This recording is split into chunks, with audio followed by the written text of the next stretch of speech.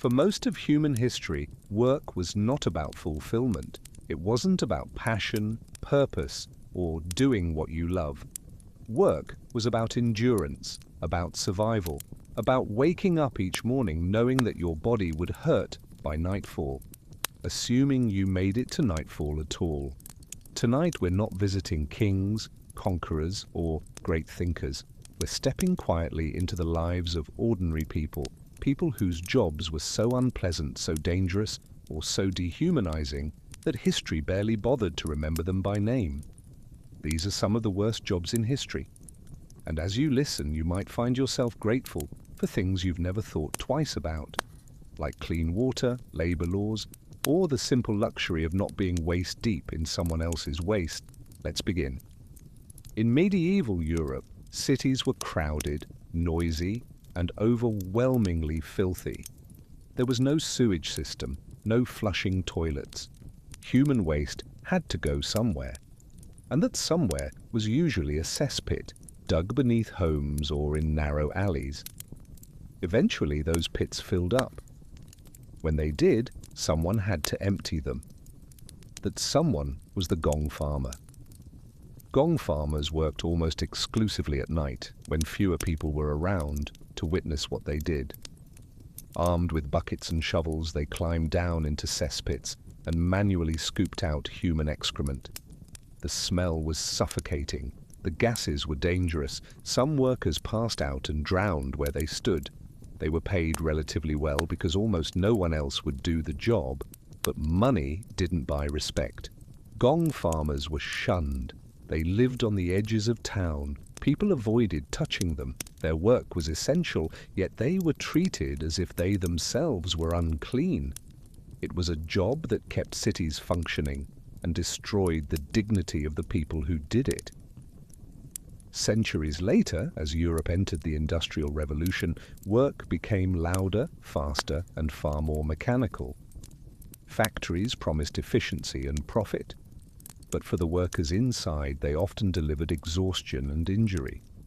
In textile mills, one of the most dangerous jobs belonged to children known as mule scavengers. The spinning mule was a massive machine used to spin cotton thread. It moved constantly, with metal parts gliding back and forth at high speed. Cotton scraps would fall beneath it, and those scraps had value. Children were sent underneath while the machine was still running. They crawled on hands and knees between moving gears, timing their movements carefully. A moment's hesitation could mean crushed fingers, broken limbs, or worse. Some children were scalped when their hair caught in the machinery. Others were pulled under and killed. Many worked 12 to 16 hours a day. Beatings were common if they slowed down or fell asleep. For factory owners, children were cheap, small, and replaceable.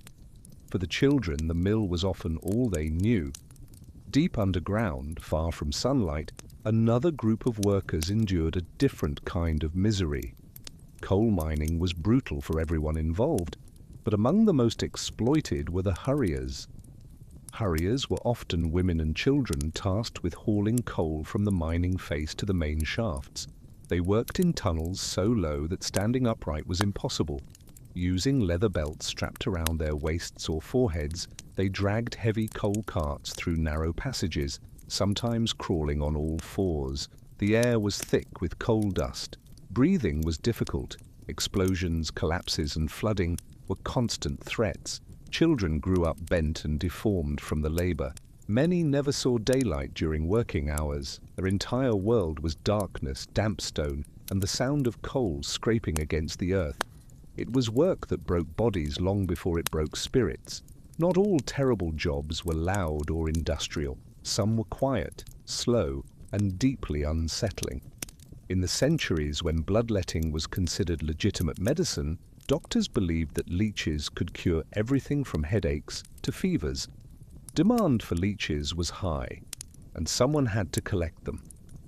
Leech collectors waded into marshes and bogs with bare legs exposed. They stood still and waited. Leeches would attach themselves, feeding until they were engorged. The collectors then removed them and stored them for sale. The job carried constant risks: infection, excessive blood loss, and exposure to disease-ridden water. Some collectors fainted from blood loss, others developed chronic illnesses. It was a slow, patient job, quiet, damp, and unpleasant in a way that lingered long after the workday ended. As cities grew during the Victorian era, so did their waste. And where there is waste, there are scavengers. Bone grubbers searched through garbage dumps and slaughterhouse refuse, collecting bones to sell to manufacturers who turned them into soap, fertilizer, or glue. The work was foul-smelling and unsanitary. Cuts were frequent. Infection was common. Mudlarks worked along riverbanks, particularly the Thames in London. Often children, they scavenged in freezing water, searching for bits of coal, metal, or cloth that could be sold for pennies. They worked at low tide, racing against the return of the river. Both jobs offered no security, no safety, no guarantee of food at the end of the day. Just the hope that today's trash might be enough to survive tomorrow. One of the most quietly horrifying jobs of the 19th century took place indoors under the guise of progress. Matchstick factories employed thousands of young workers, many of them teenage girls. They dipped matches into a mixture containing white phosphorus, a toxic substance whose dangers were not fully acknowledged at the time. Over months and years, workers inhaled phosphorus fumes, their teeth loosened, their jaws swelled. Eventually, the bone began to rot. The condition became known as phossy jaw. Victims suffered constant pain, abscesses formed, pieces of jawbone sometimes fell out. Many died from infection or organ failure. The factories continued operating long after the risks were known because phosphorus was cheap, and workers were easier to replace than machinery. Some jobs were terrible not because of physical danger, but because of what they required people to witness. In ancient Rome, for example, there were attendants whose job was to clean up after executions and gladiatorial games. They removed bodies, collected blood-soaked sand, and prepared the arena for the next spectacle. Executioners themselves were often social outcasts, despite being legally necessary. In many cultures, they lived apart from society, forbidden from ordinary social contact. Their work paid well, but it came at the cost of lifelong isolation. To perform the job was to accept permanent exclusion from normal life. History is filled with work like this. Jobs that were essential, miserable, and largely invisible. Jobs done by people whose names were never recorded, whose suffering rarely mattered to those in power.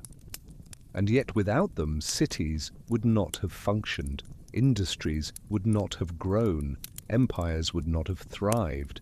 As you listen to these stories, it's worth remembering that progress often rests on the backs of those who endured the worst conditions imaginable, not for glory, but simply to survive. Tonight, as the world quiets around you, you can rest knowing that many of these jobs no longer exist, that safety standards, labor laws, and basic dignity were hard-won over centuries of suffering. And perhaps tomorrow, when work feels tiring or tedious, you'll remember that at least you're not climbing into a cesspit by candlelight, or crawling beneath a spinning machine, or standing motionless in a swamp, waiting for leeches. History, after all, can be cruel. Good night.